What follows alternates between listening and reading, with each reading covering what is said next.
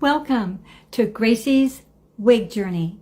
Today, we're going to go over synthetic fibers versus human hair fibers and how to care for them so that they can last you a very long time. Come with me, and let's begin.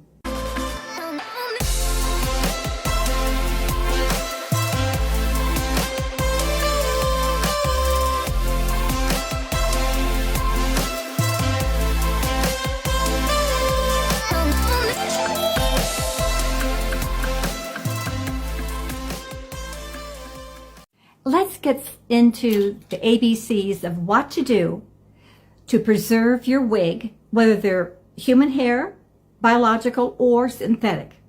If you do this after each wear, perhaps you will be as lucky as I've been in that my synthetic wigs don't last just 6 months, but I'm going on 2 years because I'm very, very careful in taking care of them.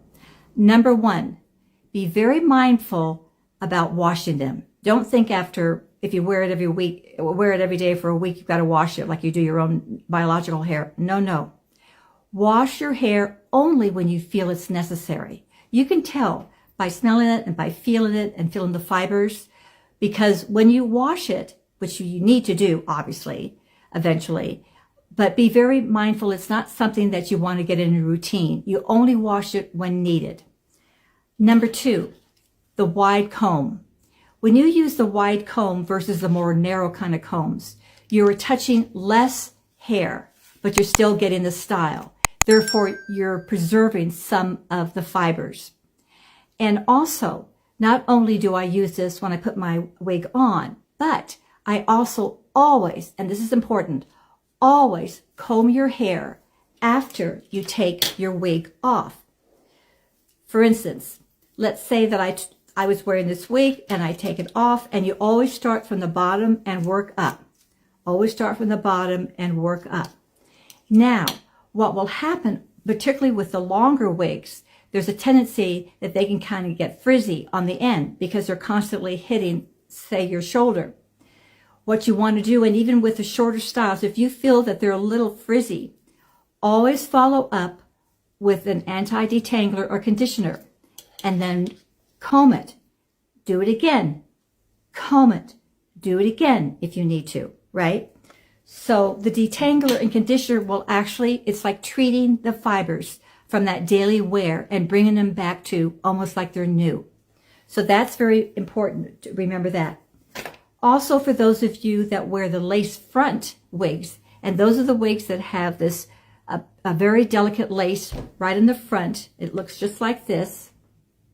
You see, they have hand-tied fibers to the lace front, and when you're looking at your forehead, it looks like literally fibers are growing right out of your scalp. That's why the lace fronts are so popular, because it looks all the more natural. Now, be mindful, however, that these lace fronts tend to lift after multiple wears. Why? Because of your foundation. So what I do is after each wear, after every wear, and I'm very, very gentle, I take a makeup remover, a facial makeup remover wipe, and I actually wipe off the lace front, and I'll be able to see I'll have some coloring from my foundation.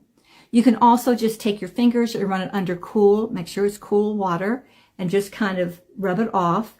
Basically, you want to clean the lace front. You want to take off that makeup.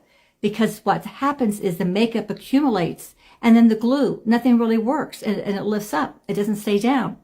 So that's what you need to do. Plus, if you've had your wig synthetic, say for a year, and the lace front is just getting worn out, well then, either go to a salon or you do it yourself. Just cut the lace out. Just go right around and just cut it out. And it just won't have the lace front anymore. But the wig is perfectly fine. It's just that the lace has really done its job. It probably can't be batted down any further. So that's with the lace front. Now, when you take off your wig, it's how you store it. What I always recommend is that you get the very soft satin bags that you would wrap your fibers, your synthetic fibers, and your human hair in. The reason is the satin, as we know from our satin pillows, when you go to bed at night, is very, very good in preserving your hair and does not cause it to rub or get frizzy. So put your wigs in the satin bag. It's worth paying a little extra to get these satin bags, and then you place it in the box, the original box. Plus, I always have the name as far as the designer and the color always in the box, and then I keep that in my special closet on a shelf. But that's how you would preserve your wig. You've got to do something with it after you take it off. Now, for those, when you're feeling the bottoms of your hair, no matter if it's a long wig or short, and the fibers start feeling a little frizzy, after you take it off, do follow up with a conditioner and also with a wide comb. You'll spray it, but you're not going to want to rub it. You just basically press that in and then take your wide comb and then just bring it through. And you might have to repeat it a couple of times. And even when you put on your wig, if you find it's a little, it could be an older wig and it's just a little sensitive and kind of frizzy, you could go ahead and treat it with a detangler and conditioner also, then follow up with your comb. Also in another video, I show that those really wide curling irons, which are more steam, when I actually steam it on heat-friendly fibers, has to be heat-friendly, fibers that are frizzy, it totally makes it like new. And then because it's heat friendly, I also have my other curling iron, and then I'll give it just a little bit of a curl at the end. But these synthetic fibers, if you purchase from a regular, one of the well-known good manufacturers, the synthetic fibers, even though they get frizzy, you really are able to bring them back as if they were new again. And that's going to preserve the life of your wigs. So that is very, very important. So I hope this has helped you as far as giving you some confidence on how to care for your wig. It's the caring for your wig before you put it on and after, especially after, that's so important. That's going to help those little few seconds, 30 seconds in doing these little protocols is going to extend the life of your wig. Because the average length of a wig with biological hair or human hair, they say could be 6+ years. With synthetic, believe it or not, they say 6 months. Now, I'm into this wig world about 3 years, and I have not had to throw away not one of my synthetic wigs because I care for it very, very carefully. And I think that's why my synthetic wigs are lasting. We're now itching up to around 2 years, but I am very, very conscious of them, and I treat them like gold. I'm very careful with them. So this gives you a little idea. And then another short thing, because people just love human hair, and you think it's so costly. The big companies, of course, the human hair is going to be maybe $1,000, $1,500, or $2,000 up as far as price. But it's what I found so extraordinary. It's not the actual hair itself, the fibers that are so important. It's how the cap is constructed. I have a human hair wig, which I love.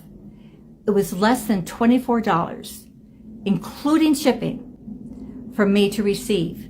And it's a beautiful human hair wig, except the cap is very stretchy. And for those of you that are very adept in styling and you're in the beauty business and you know how to kind of work through these cap things to make sure they fit right and all that, it's a gold mine for you. You could have a ton of human hair wigs. For me, I'm not as adept as you are, so I really don't wear it that much, but it's a beautiful wig. It's just that I'm not really adept at what do you do with these wigs that are so big and the cap's too stretchy and the wefting is too whatever. But if you have talent in the hair salon business, then that's a gold mine for you as far as being able to get many, many different wigs. So please subscribe, place your comments.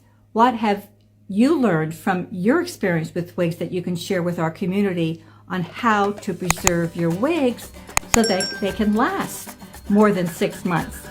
Have a great day, and always remember to be kind.